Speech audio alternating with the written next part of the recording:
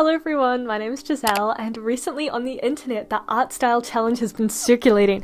I don't know if people have been doing it this whole time, but I haven't seen anyone doing that art challenge in like the last 5 years. So it made me super nostalgic, and today I'm going to be doing that. If you don't know, the art style challenge is a pretty simple concept. You draw something once in your own style and then a bunch more times in other people's art styles to see, you know, the differences and practice drawing in a way you're not used to. My art style. Okay, first of all, I've got to start with my own art style. I've got to have, you know, a drawing to replicate. But before I decided to actually draw the drawing I'd be replicating itself, I decided to redesign the OC that I'll be drawing for this video. If you've been on this channel before, you might have actually been there when I designed this OC. I've actually had this character for like maybe 2.5 years now. And this is her third redesign. For some reason, all the other characters that surround her, I like designed them once and I'm perfectly happy, but she never seems quite right, except this time. I think I finally got it. The last few videos I've been talking about how like I wanted to update her because her design just didn't feel right to me anymore. And this is the first time I've designed her, and I felt like in my heart, like, yeah, this is exactly what I wanted. I feel like those other times I finished her design, and as much as I liked them, I was like, like it was never quite right in my heart, in my soul. But I redesigned her this time. I won't go too into that because obviously she's not the point of the video, but I know some of you care about my character, so I will talk about her a little bit. Her weapon and her horse are more consistent than her. They are still the same as in her first design. I chopped off her hair. I realized that every time I drew her, her hair changed length. From being super long to kind of shoulder length to a bit longer than that. And I realized that's because I didn't really give her a very intentional hairstyle. All of the other characters, I thought very hard about their hair, but for her, I was just like, you know, a length, and then I just throw it around. So I changed her hair in the hopes that this will force me to stay consistent with it.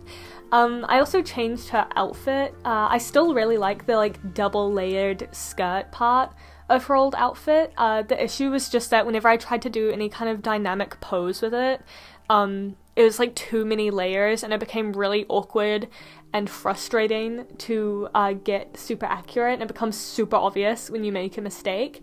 But this design I've given her is more simple, which means even if the anatomy isn't perfect sometimes, it'll be more forgiving, you know? It's not as strict, I guess you could say. I also realized that even though she's part of like a division of outcasts, I guess, in the military she's a part of, she still definitely needs some kind of like show of what side of the fight she's representing. Otherwise, you know, no one knows who she's fighting for. So I gave her this other version with a blue hood and like coat thing going for her.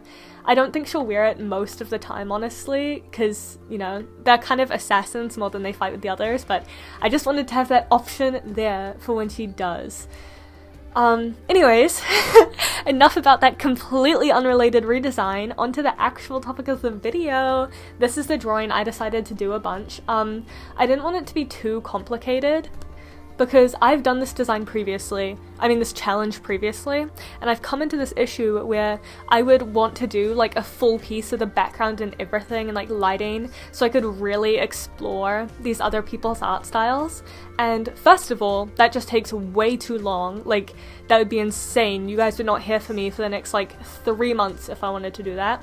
But second of all, the hard part of this challenge is usually that for a lot of shows and cartoons and stuff, there isn't an example of every possible thing. Like, for example, with Wilda, she's a goblin, she's got these big goblin ears, and so it's really hard to figure out, like, what other art styles would draw that like, because you only see them drawing human ears. And when you do a full piece like that, there's so many little bits that you can't find examples for, and so I just that was out of the question. But I also didn't want to do it super simple. In the past, I've done just like shoulders up, but that felt a bit boring, and I was really excited about this new design, so I wanted to do a full body thing. I realized a few things that I didn't realize previously about my art style. I like to make hands a lot more simpler. I feel like I don't just hide them behind their backs or anything, but I try to just communicate the shape and gesture of the hands. I don't like to put so much detail into it, because I feel like that kind of draws a lot of attention. Hands are a very small part of the body, and if you put so much detail into such a small part of it, it definitely draws a bit of attention away. That being said, I have become a member of adding more detail to the hair club. For ages, I would just draw like a big shape in the size and look of the hairstyle, and I wouldn't really think about like how the hair grows from the roots, and it made it really hard to shade and stuff. And so now I've gone complete opposite end, and I draw like full strands from the roots to the bottom, and I feel like that looks cool. I've had to change how I shade hair quite a bit, but I still like it. Something that also becomes an issue later that I'll bring up again is I do highlights on my art, which a lot of people will just do shadows and they won't add lighter points, which meant my color palette that I have for Wilda sometimes wasn't the most honest. Like, a lot of the colors I use for her base colors aren't actually what her end result looks like, you know? So that was a bit confusing, but yeah, you'll hear about that soon. Here is her redesign, and here is the drawing I'll be using for this video. danganronpa. Okay, now first of all, for the actual challenge is the danganronpa art style. So danganronpa technically has like a bunch of different art styles that are used throughout the games, and even throughout different points in each of the games. But the one I was trying to emulate was they use it for like splash art and a couple character sprites. And it's more like painterish. I'll put up examples of it. There is a more flat version of the danganronpa art style, but I felt like that one was closer to my own, and so I wanted to go as far as possible. As for reference points, her hair was like a mixture of Himeno and Tenko. Her clothing, I noticed danganronpa does a lot of folds in the clothing in places that wouldn't really make sense for them to be. There's also a ton of detail put into the ears and hands, which is exactly what I was talking about before. Obviously they don't have any goblin ears in the series, but I just kind of, I tried to look at the human ears that they draw and imagine that, but extended to be lengthier. And I think it kind of works. I don't think they're the like focal point of the drawing, so it's not too noticeable if it didn't. As for the line art, I really struggled with this. The brush I use for line art in my own art is a lot more forgiving because it's a kind of messy brush. I'm pretty sure, I think it's supposed to replicate like a pen with a blotting issue or something. Like, it is just a bit messy. And that means that when my hand isn't super sturdy, I can be forgiven. The danganronpa line art from all my zooming in had a very straight, like, uniform brush, but it ends in, like, I guess it fades out. So it kind of looks like a paintbrush, I guess, but a very smooth paintbrush. Thankfully, I found one pretty quickly that fit that. I sucked at using it, I guess. I also realized for danganronpa, a lot of the line art and the coloring kind of goes hand in hand. Like, the line art is colored in certain spaces, and I couldn't really, like, my brain wasn't allowing me to understand it properly, so I decided to put down all of the colors and then line art around the colors. A lot of people actually just do that, like, all the time, which I think is super crazy. I could never do that. I love doing my colors super messy and just mindlessly. Danganronpa also uses a lot of black for their shadows and their shading. There wasn't a ton of highlights. I did see like some on the hair for some of the characters, so I took that as an opportunity to put it on the rest of the character. I also noticed that they just have like a big highlighted part in the middle of the face, which was also very helpful for my weird color palette. Panty and stocking. Next of all is Panty and Stocking. I originally watched this when I was much younger. I'm not sure the exact age, but I was young enough that I hadn't really seen cartoons or TV shows that had like raunchy humor in it, I guess. And I think that's why I liked Panty and Stocking at the time. It's because it's obviously got you know, just different jokes than what I was used to. I did watch some of it again recently, and I don't really like the show as much as I used to, which is a shame. I feel like I ruined it for myself. I should have just kept it as good as it was in my brain. That being said though, the art style is still so cute. Obviously, most famously, I love the huge, chunky legs. I did remember that Panty and Stocking gave their characters, like, bigger hands than normal, but I didn't realize until I was looking for references for this, that not only do they give the characters bigger hands, they literally, like, extend the forearm and make the wrist so huge. It's, like, bigger than the shoulder. To facilitate those humongous hands. The hands aren't actually super detailed. They do have like nails on them, but by nature of the style being so angular, it's very forgiving. You can kind of just like put a square and draw some lines down it for fingers, and that translates, which I was very thankful for. I hate drawing detailed hands. The ear problem is fine. At the references I was looking at, they kind of just draw the shape of an ear with a line down it, so that was super easy to replicate. For her like hair and clothes and everything, I did basically only reference Panty and Stocking, but her face wasn't really similar to either of them. Panty's face is like a little too cheerful, and then Stocking's face is a little more gloomy, but in like an emo way rather than just a serious way. So I ended up actually just copying her face from Garter Belt. Yeah, it was super fun. The line art is also such a big game changer for this art style. When I was doing the sketch, I was thinking to myself like, this doesn't really look right. Like maybe I need a restart. But then I started doing the line art and it clicked. It made sense. Which also the line art is so fun. I love big dramatic line art like that. I love super smooth line art. Like, I fully adore this art style, despite how entirely different it is from my own. Also, Panty and Stocking has very vibrant colors, so I obviously changed the color palette a bit. I just kind of grabbed her original colors and turned up the saturation a bunch. I think the most difficult part was her hair. Her hair's light enough that I don't really think about it too hard, but it's like a mix between orange and pink usually. And so when I was saturating it, it was really hard to make it clear that it wasn't pink, but it also wasn't orange. But I got it eventually. It's not that big of an issue. Your turn to D. Next is Your Turn to Die.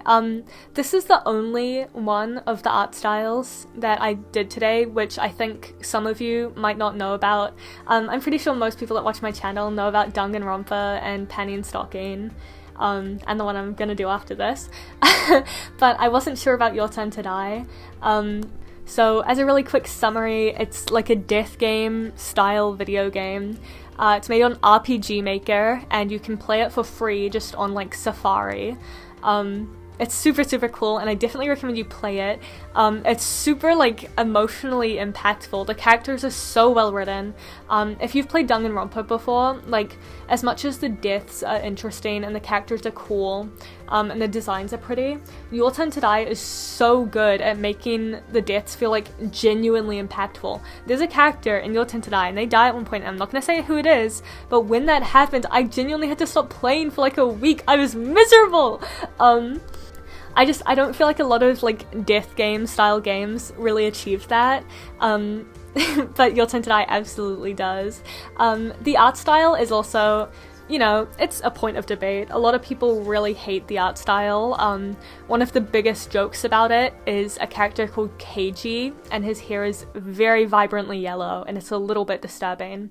And I kind of agree. I'm not the biggest fan of the art style, but I feel like when you get attached to the game, it kind of grows on you. And I do really like the textures that are put over all the characters. The characters in Your Turn to Die basically have like no shading, but they have this texture put over like their hair and clothes, basically everything aside from their skin, and it looks really cool. I feel like as much as it's not the coolest art style to just like draw in casually, it really fits the game, and so I am not a hater. I will not be joining you in your haterdom for any of you that are hating. Anyways, as what I referenced, for her hair, I referenced a mix of Rico for the bangs and Kana for the short back part of her hair. For her clothes though, there are like no characters in Your Turn to Die that have the same style of clothes that I was going for Wilda in the main cast. But later in the game, some more characters get introduced, and one of them, her name is Mai, has like a super ruffly outfit. And even though in the original design for Wilda, it's not ruffles, I felt like that was closest in like energy to what her outfit is. There's also a knife that has a lot of prevalence in the game, so I just copied that for her little daggers in her pockets. I originally planned on doing her skin entirely green, but then I realized for a lot of the characters, their skin is just shaded with their actual skin color. Demon Slayer. Okay, finally is Demon Slayer. Also, sorry about that last section. I got so excited talking about Your Turn to Die, I ran out of time to talk. What I was gonna say is, you know, I realized the skin was usually shaded with the actual color, aside from a couple characters that had like more dark skin. And so I just decided to do that. Okay, anyways, onto Demon Slayer. Oh my gosh, Your Turn to Die. Your Turn to Die takes up so much of my heart, and now it's taking up so much of Demon Slayer's time. I really liked Demon Slayer in like 2021, like basically all of quarantine. I really enjoyed Demon Slayer. I was super obsessed with Shinobu, and I was one of those people that's like, I'm literally her, but I'm not like that anymore, I promise. As far as Demon Slayer's art style goes though, I feel like it is mostly defined by the face and hair. I feel like, oh, and the line art obviously, but line art's like super important. I think I've said it before on this channel, but I feel like line art is so important to an art style, and if you are trying to improve your art or trying to like define a more unique style for your art, try out some new line art styles because it makes a heck of a difference. Anyway, back to what I was saying, big point of the art style is the hair and the eyes. The hair is like super separated into sections. If the characters have bangs, it's usually like entirely sectioned off. I referenced Michiro's bangs for Wilda. And then for the back of her hair, there wasn't really a character I could think of, so I just kind of went with it. But the back of the hair isn't as separated. There's very minimal shading, and from what I saw, most of the shading is actually on the skin, with like even more minimal shading on the clothing, and they don't do any highlights. I didn't realize that until I was too far gone, so Wilda's color palette for this is a little bit thrown off, but it's fine. I also noticed that they're very flip-floppy. Also, I'm talking about the anime art style, not the manga. They're very flip-floppy with line art coloring. Sometimes they will color the line art entirely to the same color as what it's been colored with. Sometimes they'll just leave it all black. I decided to do a bit of both. For her hair, I changed the line art color within the lines to a darker version of her hair color. And then I just kept like the outside bit still black, so it still like stood out, I guess. Also, Demon Slayer, I was talking before in the Danganronpa one about difficult line art. Demon Slayer has such specific line art. This was like way worse, a million times worse. But I think I still got it in the end. Yeah, here it is. Okay, that's it for this video. I hope you liked all of the drawings. I was about to say all of the redesigns, oh my gosh. I hope you liked all of the drawings. If you liked my art style, you should commission me. Here are my commission prices. Yeah. Bye!